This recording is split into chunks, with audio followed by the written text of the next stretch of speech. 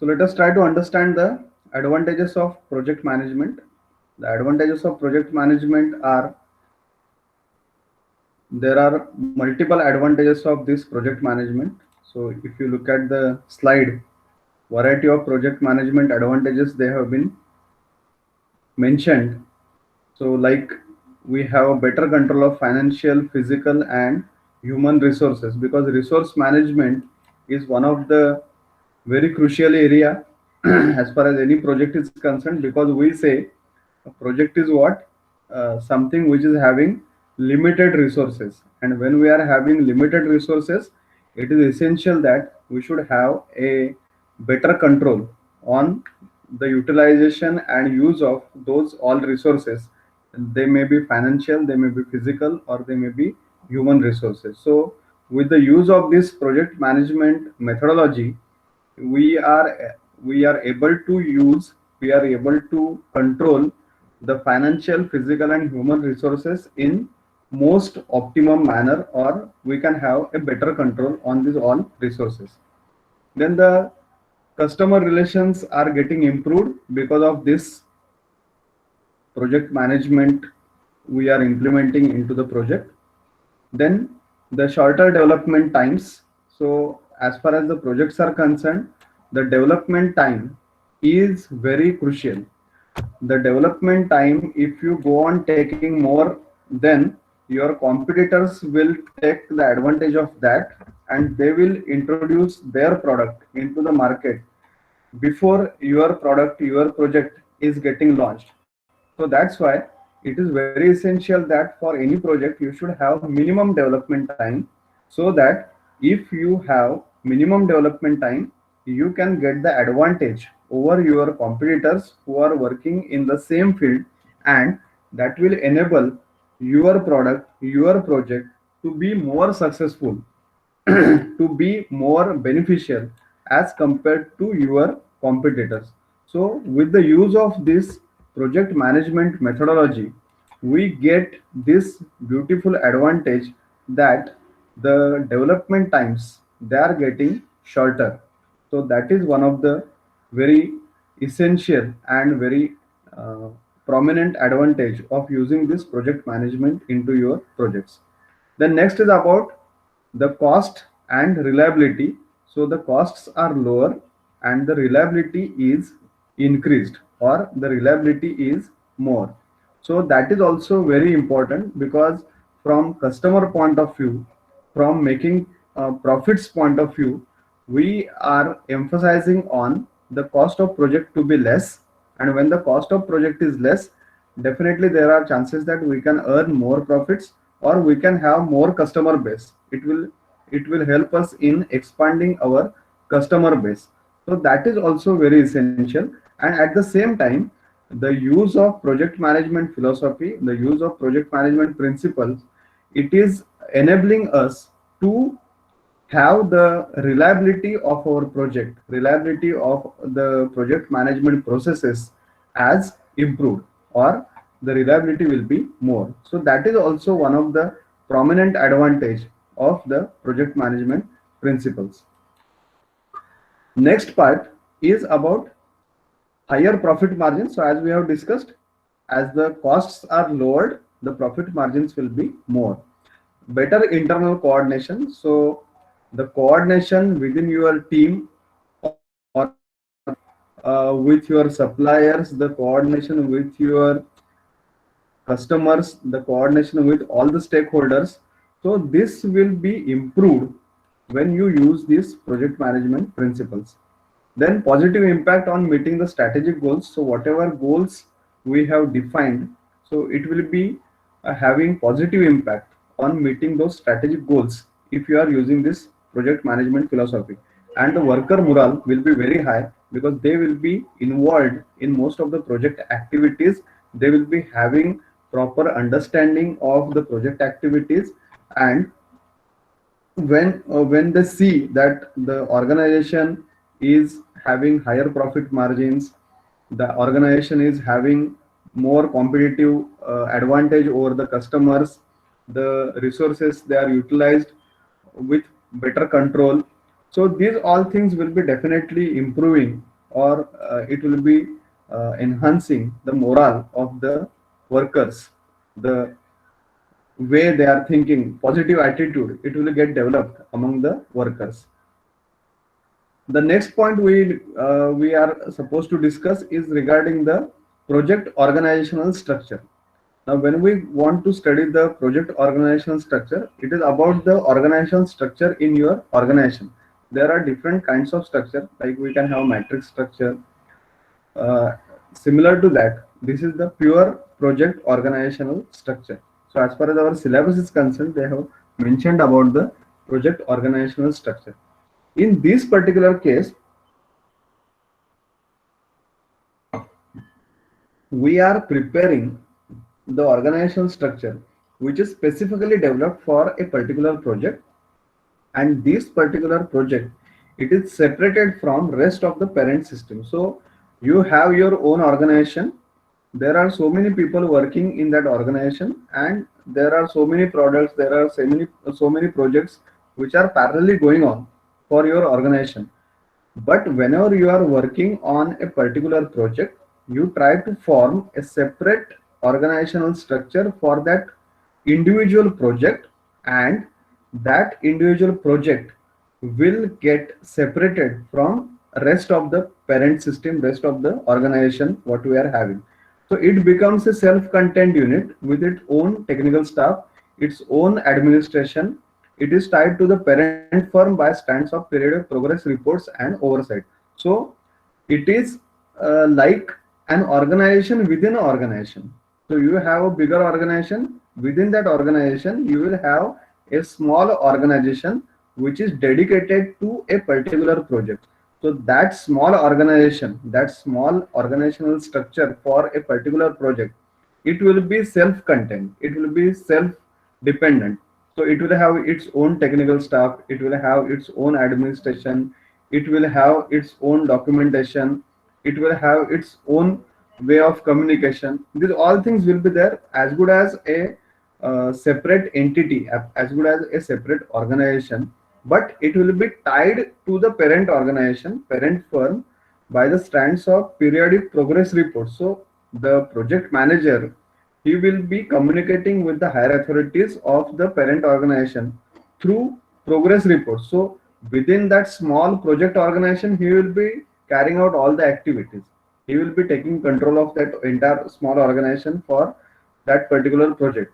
But since that smaller organization is a part of that bigger organization, that small project team or project organization is a part of the entire organizational structure, there will be certain periodic reports, there will be certain uh, communication between the higher authorities and the project manager, and this will be continued. So if you look at the diagram, so I hope the diagram is visible to you. Pure project organizational structure. Is it visible? So you can see there is a president, then program manager, vice president for marketing, vice president for manufacturing, vice president for R&D. There likewise there may be multiple uh, people involved, vice president HR, vice president projects, or something like this. So many things, so many people will be involved because that is the overall organization. Now the word program manager, once there is a slight difference, or we need to understand this word program. When we say program, it is a group of similar projects, they are combined together, so that we call it as a program. Okay, so like if let us say there is an organization, uh, you can say some organization which is working as a construction company handling highway projects, or there is a construction company who is handling variety of infrastructure projects. Okay, let us say the projects which are handled by that particular organization, that particular company, one type of projects is development of highways, Second type of project is development of uh, railway infrastructure. Third type of projects which are undertaken are development of airports, and type 4 is development of residential infrastructure. Correct? So what we say, there is a infrastructure company, four varieties of projects they are handling. One is developing the highways, secondly developing the infrastructure for railways, developing the infrastructure for airports, that is third variety of projects, and fourth variety of projects is developing the residential infrastructure, like it may be apartments or residential buildings, developing some cities, something like this. So if these are the four varieties of projects they are handling, so that development of highways, that will be considered as one program, and under that program they may be handling multiple projects, like that company may be handling highway project for Mumbai to Goa, highway project from Mumbai to Nagpur, that is Samruddhi highway, highway project for Mumbai to Delhi. So likewise multiple projects they may be handling. So these all projects are what, these all are the projects related to development of highway. So these all projects will be clubbed together as one program, and that one program will be called as development of highways. That is the program name, and under that the project A is development of XYZ highway. Project B is development of ABC highway, etc., etc. Okay, so I hope you have understood the difference between the two terms, project and program. Is it clear to you? The two terms, project and program. Are you able to distinguish between these two terms now? Program is a Sir, bigger can you term. repeat, please? Yeah, program is a bigger term. Project is a smaller term.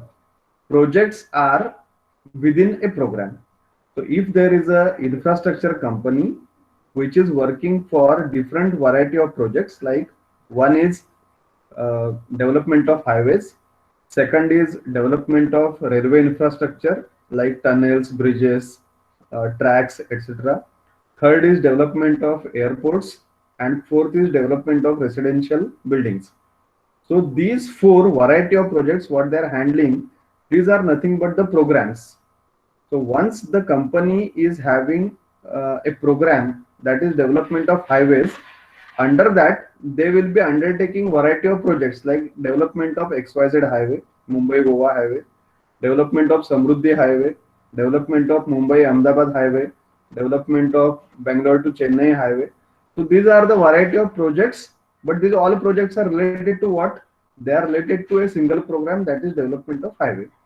The locations are different, the projects are different, but the type of projects they are same. That's why they are clubbed under one umbrella, that is the program, and the name of that program is development of highways. That is the program.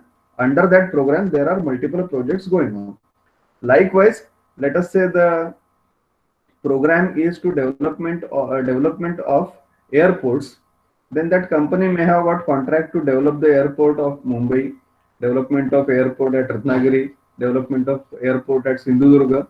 So these are the variety of airport development projects the company is carrying out under the program, that is a bigger umbrella, that is development of airports. So likewise, every company, there may be certain programs which is a bigger umbrella, and under that program they may be having certain different projects. Is it fine? Understood? Yes, sir. So now look at the organizational structure, project organizational structure. So now you have program manager. So like if you have multiple programs within your organization, for each program you will have a separate program manager, because the program manager who is there for highway project and the program manager who is there for residential building project, altogether the philosophies will be different, the processes will be different, the projects they are undertaking, they are different, and the methodology to carry out the projects are different. So there is no point in having a single program manager which is handling both the projects like residential building also and highways also. So we have program manager which is separate for a certain set of projects. Under the program manager, there are two projects which have been shown in this diagram, that is project A and project B. So there is a project manager for project A, project manager for project B. So president, whatever has been written at the top, that is for entire organization. Under that president, there will be a program manager. Under that program manager, there are variety of projects. For each project, there is a separate project manager. So let us say if I take project A, for project A, there is a project manager. Under that project manager, again, there are variety of functions, variety of departments working, marketing, manufacturing, R&D, finance, personal department, etc. Again, under those marketing, manufacturing, R&D, finance, personal heads, there may be again the subordinates, their subordinates. So likewise, the organizational structure will go on expanding. But now you can see, as a whole organization, there is a vice president for marketing. But for project A also, there is some marketing team. For project B also, there is some marketing team. Correct? At the organization level, there is a vice president manufacturing, but there is a manufacturing team for project A. There is a manufacturing team for project B. R&D also, there is a vice president at the organization level, but you have R&D department for project A, R&D department for project B, likewise. Now, let us say somebody is working in uh, manufacturing department or manufacturing function for project A. So to whom he is supposed to report, whether he should report to project manager for A project, or whether he should report to the vice president of manufacturing. What do you feel? There is some person who is working in the manufacturing department of project A. Who is his boss, or to whom he should report?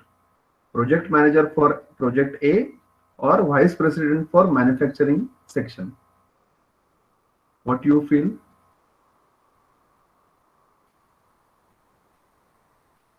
Yes. Whatever you feel, just open up.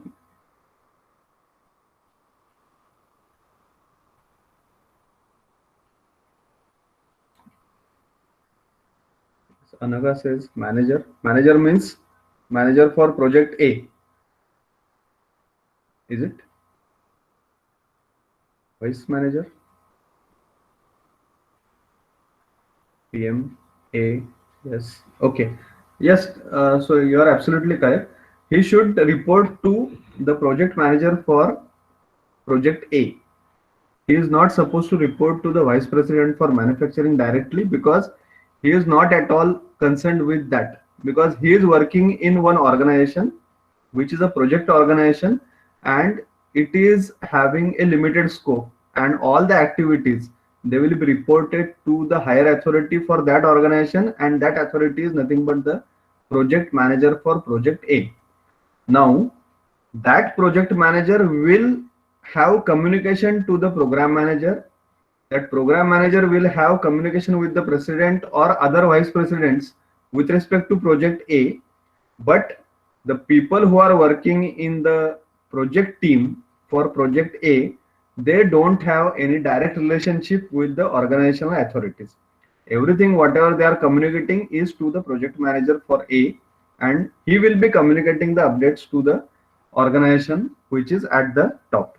So that is nothing but the purely project organization. So within the entire organization, you are forming a separate small organization which is working for an individual project, and that organization will have all the functions which are similar to the bigger or the parent organization. So I hope that concept of project organization, pure project organization structure is clear to you. Now, what are the advantages? The project manager has full line authority. The project manager who is assigned to that XYZ project has full line authority over the project because he is the supreme authority for that organizational structure. Whatever he says is the final word in that smaller organization. So the PM is like CEO of a firm that is dedicated to carrying out the project. So like for one firm you have a CEO, whatever he says, whatever he decides, whatever he plans, that needs to be executed because it is the supreme authority. Similar to that, in pure project organizational structures, the project manager assigned to the particular project is having the same authority like CEO of a firm, and he will be controlling each and everything inside that particular project organization. All members of project workforce, they are directly responsible to the project manager. There are no functional division heads whose permission must be sought or whose advice must be heeded before making technological decisions.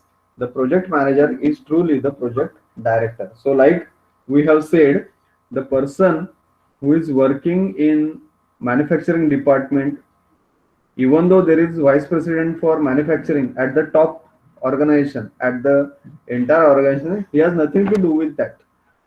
For him, his boss is the project manager, so he need to follow simply what the project manager says. The shortened communication lines result in faster communication with fewer failures.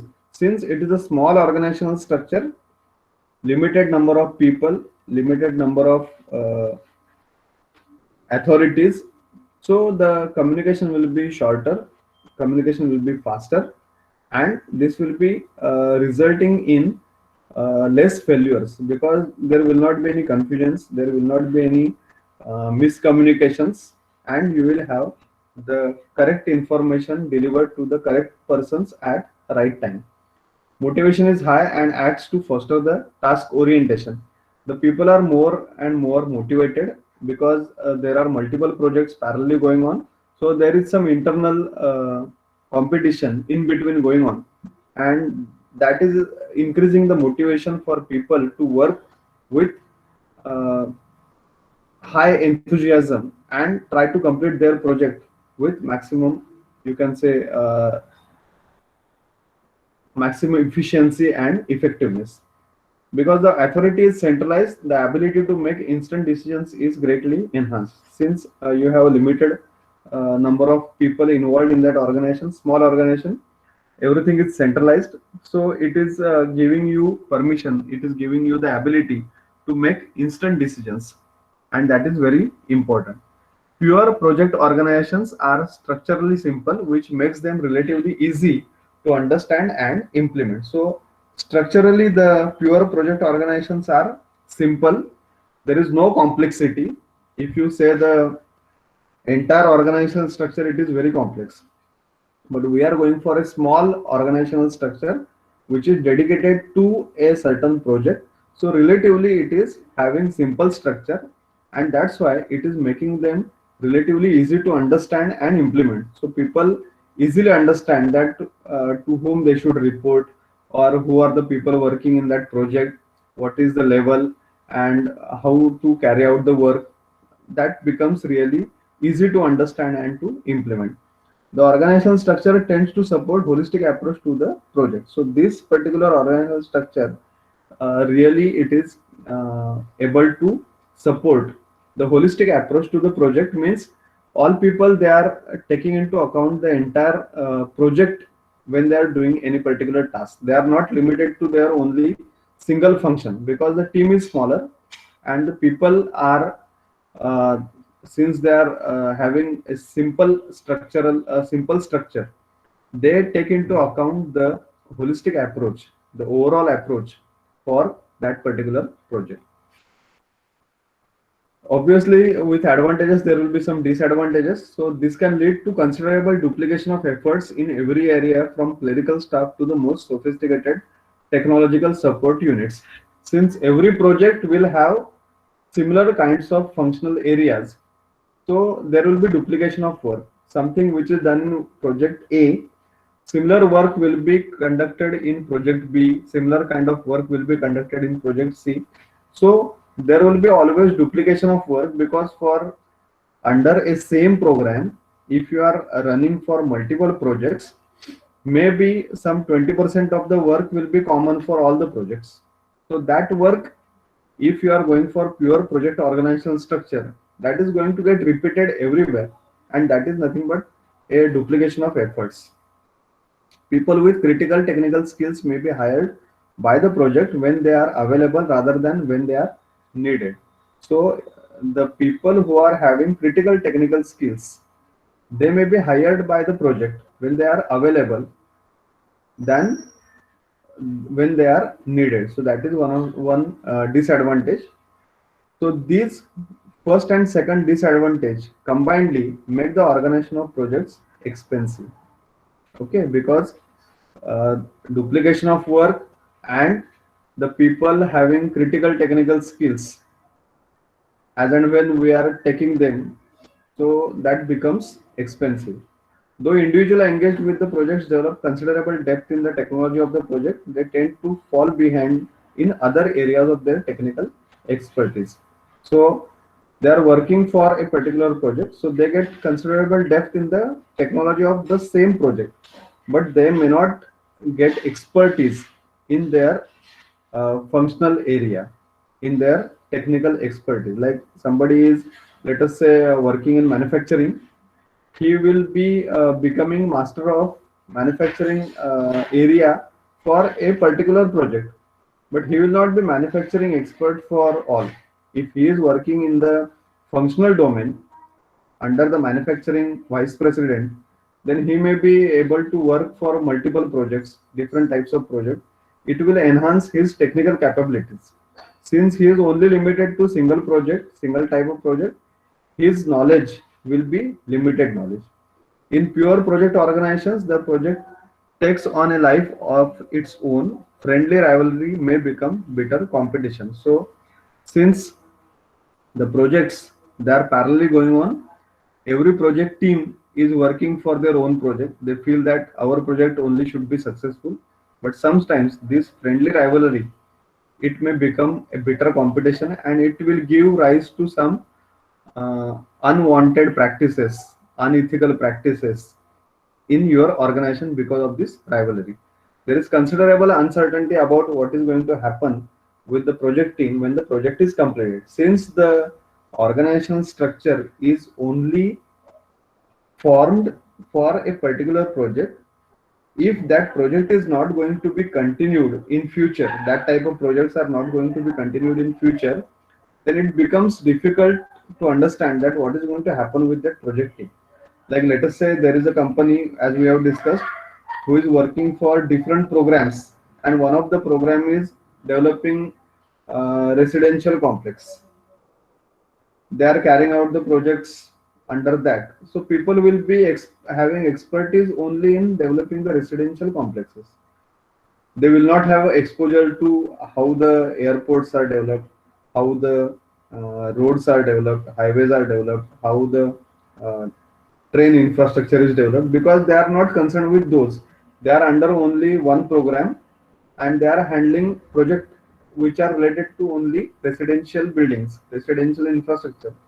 So in future, let us say the company decides that now we don't have much profits in residential buildings, so now we will not undertake any projects in that. So we are closing this program. We are only earlier we were having four programs: highways, railways, airports, and residential. Now residential program we are closing, and we are only focusing on three remaining programs. So now the people who are working with those projects, it will become difficult for them to sustain in that organization, because they don't have exposure to any other technology, any other types of project, and they are only limited to a single type of project. So their future will be in dark, because the company has decided not to continue with those kind of projects. So that is one of the another disadvantage for this pure project organizational structure.